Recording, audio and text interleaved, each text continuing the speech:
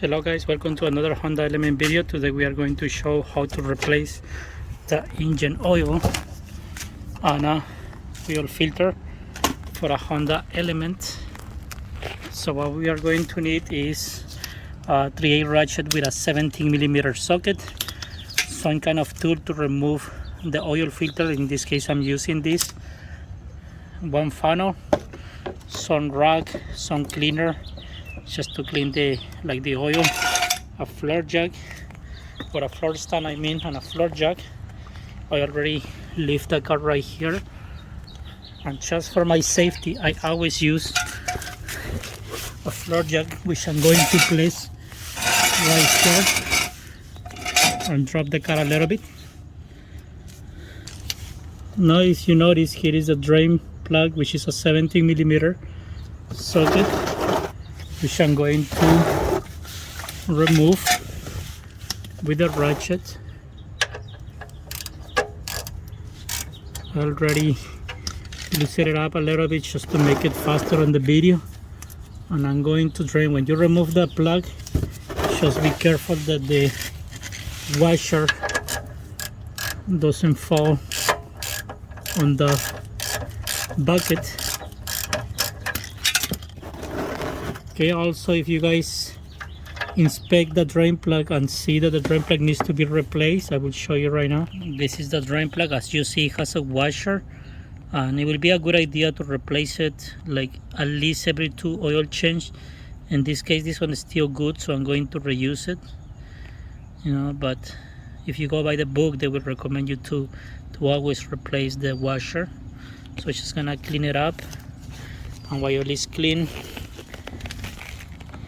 I just wait for the whole oil to be drained, and by the meantime I will open this cup right here where it says 5W20. Sometimes this one gets really tight, so you're gonna use some kind of pliers to open it up, but in this case it's very easy to open. And then I just make my funnel ready. My car has 190,000 miles, so in this case I'm using 5W30. They recommend you 5W20, so I will either recommend 5W20 or the most 5W30 if you have high mileage, but that's just like preferable opinion.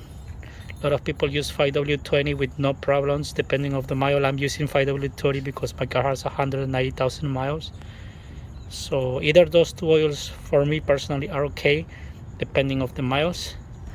So let's wait for this to drain, and then we are going to remove the oil filter.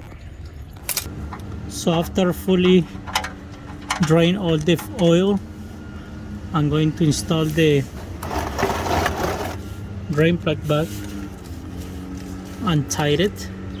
I've been doing this for a long time, many years, and I already have the toes like to tight. So I already tied it. I have the experience to know where to stop, but also it's recommended by the book to torque this, but like I say, you don't really have to if you're already doing this for many years. So it's tight now. Make sure it's tight 2 times just in case. And now we are going to move to the filter, and the filter is kind of tricky to get. I usually put my hand from here, which I find out is the best, and then I'm going to grab my pliers. Let's see if I can show you guys. And the filter is up here, as you notice, the white one right here. It can be any color, depending of the... Sorry for the noise, guys. Somebody's working in their jar, my neighbor. So we gotta go with the filter, and then we're just going to lose this. Okay, so it's kind of hard for me to record it and do it, but there you go. And then and now I already got it loose, so now I can go by hand. That's just to kind of loosen it up a little bit. And now by hand, make sure the bucket is pointing there. You can always put something there to not make a mess. If you do the oil change when the car is really cold, then it will be the best because it won't drain any oil. Like right now I drove the car, so it's kind of messy to do that, but I used to do this and then I just clean it up really nice, the part where it leaks. But there is people who can put something there, like a kind of a piece of carbon or something, just so don't make this mess. So at least you guys have an idea how to do the oil change. That's mostly the point of this video. And then to install a valve, we are going just to tie it by hand too. We are not going to use any tool. I'm just fully removing the filter. And let me explain you something that is critical. It's the second critical thing for this job. One is to make sure the drain plug is tight, and the other one is to make sure that when you remove the filter, this gasket right here is out. And this is the new filter, it has the new gasket. Why is important? Because sometimes when you remove the filter, it doesn't come without this gasket. The gasket stays on the block, and then a lot of people, they didn't notice and they installed the new one, and that's called double seal kind of. And then that will leak with time, or as soon as you drive it, maybe a couple of minutes later, it will make a mess and you might break your engine. So please be careful that don't double seal the filter, okay? And then what I'm gonna do is open this and put some oil on the edge.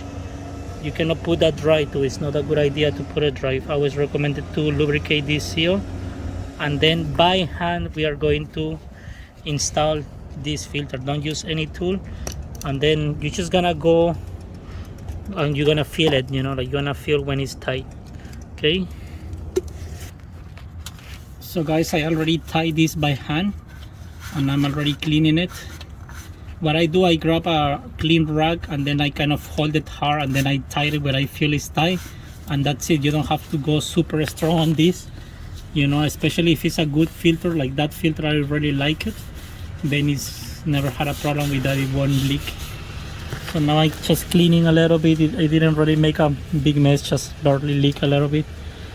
And now I'm going to add the oil. Then I'm going to add the oil, and it's going to be ready to go. Usually they recommend you 4.8 quarts of oil. I always add the whole gallon and I never had a problem. So I'm just adding the oil very slowly. Guys, please don't forget to tie this cap. It's very important, okay? So it can be as simple as it looks doing an oil change, but remember, tie the drain plug, don't double gasket the oil filter, add oil, install the cap back. That's a very important. And now what I always do after doing an oil change is start the engine and let it on for maybe 5 minutes, just to make sure that the car won't leak any fluid. I always do that. Even after that, I test drive for maybe a few minutes. It doesn't have to be a long test drive. And you're gonna check for leaks too, but if you're very confident everything is good, and shouldn't be any problem. And also, if you go to AutoZone, they give you free oil stickers that you can add right here, so you know in how many miles you have to do it next time. So I hope you guys like this video. Please like and subscribe. Thank you.